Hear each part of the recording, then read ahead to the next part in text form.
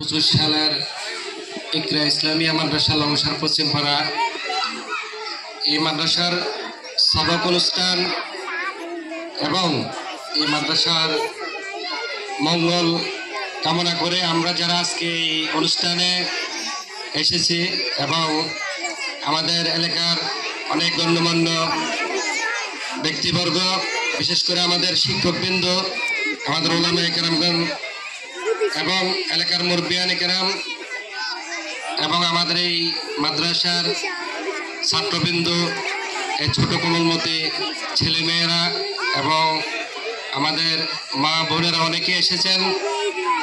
বিশেষ করে আমাদের আজকের এই অনুষ্ঠানে অনেকে আসছেন মেহমান বিন্দু এবং আমাদের যদিও আমরা এলাকারই সবাই, বিশেষ করে আমাদের বড় ভাই শাহ আলম ভাই এখানে উপস্থিত আছেন।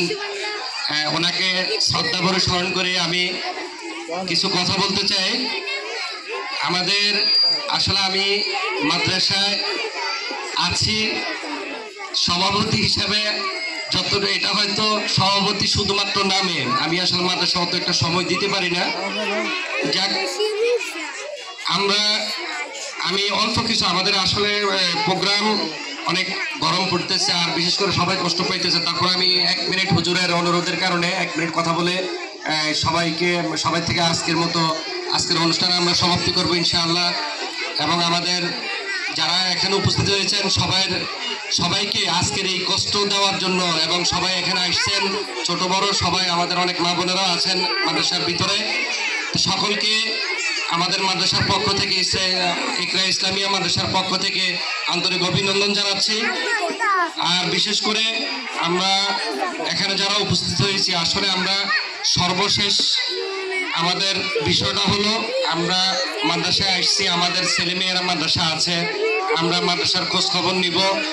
সকাল সন্ধ্যা এই মাদ্রাসায় হাফিজি মাদ্রাসা চলছে এবং সকাল থেকে বিকাল পর্যন্ত আমাদের যে ইসলামিয়া শ্রেণী কক্ষগুলো চলছে। আপনারা জানেন আমাদের বর্তমান ছেলেমেয়েরা, আমাদের স্টুডেন্ট 400+।